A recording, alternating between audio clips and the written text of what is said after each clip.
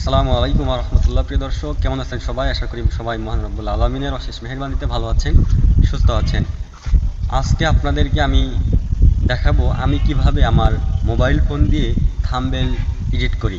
আসলে আমি যখন প্রথমে আমার ইউটিউব চ্যানেল খুলি তখন আমি থাম্বনেল বানানো শেখার জন্য ইউটিউবে সার্চ করেছি, দেখেছি যে অনেক রকমের থাম্বনেল এসেছে, কিন্তু ইসলামিক কোনো থাম্বনেল সেরকমভাবে পাই নাই। এখনও যদি আপনি সার্চ করেন যে কিভাবে ওয়াজের চ্যানেলের, গজলের চ্যানেলের থাম্বনেল বানাবো, দেখবেন যে হাতে গোনা কয়েকটা চ্যানেল ছাড়া কোনো চ্যানেল এই বিষয়গুলো নিয়ে ভিডিও তৈরি করেনি।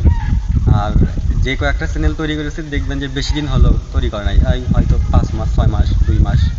তো তারা যে শিখিয়েছে অনেক ভালো শিখিয়েছে, কিন্তু আমি দেখলাম যে আমি আপনাদেরকে একটু বলি, একজনও যদি দেখেন আমার চ্যানেলে বর্তমানে যে কয়েকজন সাবস্ক্রাইব আছেন এর ভিতর থেকে যদি একজনও দেখে শিখতে পারেন, এটাই আমার সার্থকতা আর কি।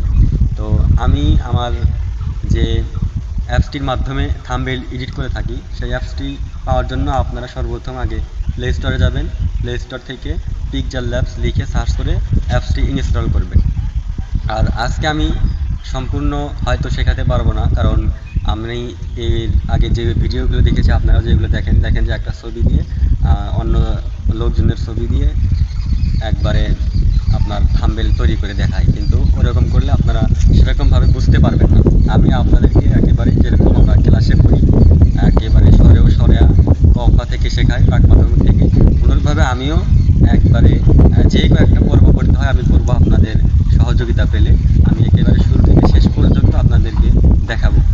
তো শুরু থেকে শেষ পর্যন্ত দেখাতে গেলে হয়তো ভিডিওটা লম্বা হবে, যার কারণে আজকে করা হবে না সম্পূর্ণ। আজকে একটা টপিক, কালকে একটা টপিক, এরকম করে আমি কয়েকটা ভিডিও দেব এবং কয়েকটা ভিডিওর মাধ্যমে আপনাদেরকে শেখানোর চেষ্টা করবো। আর কথা না বাড়িয়ে চলুন মূল ভিডিওতে চলে যাও। প্রিয় দর্শক, আমরা চলে আসলাম প্লে স্টোরে। আপনিও আপনার ফোন থেকে প্লে স্টোরে যাবেন। এরপরে হচ্ছে এখানে সার্চ বারে গিয়ে সার্চ করবেন। এখানে সার্চ করবেন হচ্ছে পিকচার ল্যাব, PIX।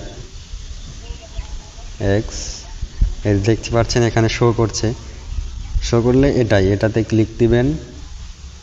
এটা ক্লিক দিলে সর্বপ্রথম যে অ্যাপটি আসবে এটাই হচ্ছে আপনার ইনস্টল দিবেন। যেহেতু আমার ইনস্টল করা আছে যার কারণে এখানে ওপেন লেখা উঠছে, আর আপনাদের যাদের ইনস্টল করা নেই এখানে ইনস্টল করা থাকবে। ইনস্টল করে তারপর ওপেন করবেন। আমি তো ওপেন করছি। এরপরে ওকেতে প্রেস করবেন। দেখতে পাচ্ছেন যে আমি এর আগে একটা থাম্বনেল তৈরি করেছি, ওটাই এখন শো করছে। প্রিয় দর্শক, আমি প্রথমেই বলেছি যে আমি যদি যে থাম্বনেলটা এখন আপনারা দেখতে পাচ্ছেন এটা যদি আমি এখনই আপনাদেরকে বোঝাতে যাই সম্পূর্ণ বুঝবেন না। আগে আপনাকে এই যে অ্যাপসের উপরে যে লাইনগুলো আছে এই লাইনগুলোর সাথে আপনাকে আগে পরিচিত হতে হবে। এরপরে তখন আপনি বুঝবেন যে কোনটার কি কাজ, তখন আপনার কাছে আমি যেটাই বলবো সেটা সহজ লাগবে। তো প্রথমে আমি এদিক থেকে আপনাদেরকে দেখাচ্ছি। এখানে যে একটা 3টা গোল চুরির মতো অপশন আছে, এটা হচ্ছে ডিফল্ট অপশন। আর এখানে একটা মেমোরির মতো দেখাচ্ছে, এটা হচ্ছে মাই প্রজেক্ট। এখানে ক্লিক দিলে আপনি আপনার যদি আগের কোনো ফাইল থাকে সেই ফাইলে আপনি কাজ করতে পারবেন। এরবার হচ্ছে এই অপশন, এই লেখা এই সাইটে একটু খেয়াল করবেন, নিচে এই 3 গোল চিহ্নর পাশেই এখানে যে অপশনটি আছে এটা হচ্ছে লেখার জন্য। এখানে আছে টেক্সট, এখানে গিয়ে লিখতে হবে লেখার জন্য এই অপশনটি। এরপরে যেটা আছে এটা হচ্ছে যে শেপ অপশন। এখানে স্টিকার আছে, ইম্পোর্ট আছে, ইম্পোর্টে গিয়ে ফটো অ্যাড করতে হয়, এটা আমি পরে দেখিয়ে দেবো। এবার ড্র আছে, ড্র করতে পারবেন। এরপরে হচ্ছে শেপ আছে, শেপ দিয়ে আপনি বিভিন্ন কিছু তৈরি করতে পারবেন। এরপরে অ্যারো চিহ্ন আছে, এরপরে হচ্ছে বাইজার অপশন আছে। এই অপশনগুলোর প্রত্যেকটি কাজ আমি আপনাদেরকে পর্যায়ক্রমে শিখিয়ে দেব। আর এরপরে আছে হচ্ছে এই একটা অপশন। এই অপশনের ভিতরে আসলে কালার পাবেন, ট্রান্সপারেন্ট পাবেন, ইমেজ সাইজ পাবেন। এরপর হচ্ছে ছবি ক্রপ করার জন্য এই ক্রপ অপশন আছে, ইমেজ অপশন আছে। এরপর হচ্ছে গ্যালারি থেকে ছবি আনার জন্য এখানে একটা অপশন পাবেন। আর ফরম ক্যামেরা থেকে ডাইরেক্ট ছবি উঠিয়ে আপনি কাজ করতে পারবেন। এবার হচ্ছে যেরকমভাবে আমরা কম্পিউটারে ফটোশপে দেখি এখানেও ঠিক সেরকমভাবে এখানে যদি একটু খেয়াল করেন, এখানে হচ্ছে ম্যাজিক টুল আছে, ম্যাজিক টুল। এই ম্যাজিক টুলে ক্লিক করলে অনেকগুলো অপশন চলে আসবে। ম্যাজিক টুলে ক্লিক করলে অনেকগুলো অপশন চলে আসবে। ম্যাজিক টুলে ক্লিক করার পর ম্যাজিক টুলে ক্লিক করবেন। ম্যাজিক টুলে ক্লিক করার পর রোটেট অপশন আসবে, এরপরে নয়েজ আসবে, ব্রাইটনেস, কন্ট্রাস্ট, স্যাচুরেশন, এরকম এই অপশনগুলো আসবে। এখান থেকে আপনার আলো বাড়াতে পারবেন, কমাতে পারবেন। এখানে যে আলো বাড়ানো কমানো হবে এটা হচ্ছে আপনার ব্যাকগ্রাউন্ডের আলো কমবে বাড়বে সেটা। এটা কিন্তু আপনার ছবিতে কোনো কিছু হবে না, আপনার লেখারও আলো কম বেশি হবে না। এটা শুধুমাত্র হচ্ছে ব্যাকগ্রাউন্ডের আলো কম বেশি করার ক্ষেত্রে এই অপশনগুলো কাজে লাগবে। তো এরপর আসি উপরে, এখানে 3 ডট অপশন আছে। এই 3 ডট অপশনে ক্লিক করলে দেখতে পারবেন যে use image from gallery, full screen, use image from camera, export MS সাইজে ক্লিক করার পরে আপনি এখান থেকে আপনার ইচ্ছা মতো ছবির সাইজ দিতে পারবেন। মানে আপনি যে কাজটা করবেন, আপনি ইচ্ছা করলে এখান থেকে লোগো তৈরি করতে পারবেন, ইউটিউব থাম্বনেল সহ যে কোনো বিষয় এখান থেকে কাজ করা যায়। আপনি যদি চাকরির আবেদন করেন আপনার পাসপোর্ট সাইজের ছবিও এখান থেকে চাইলে তৈরি করতে পারবেন। তো এটা আমি পরে দেখিয়ে দেব।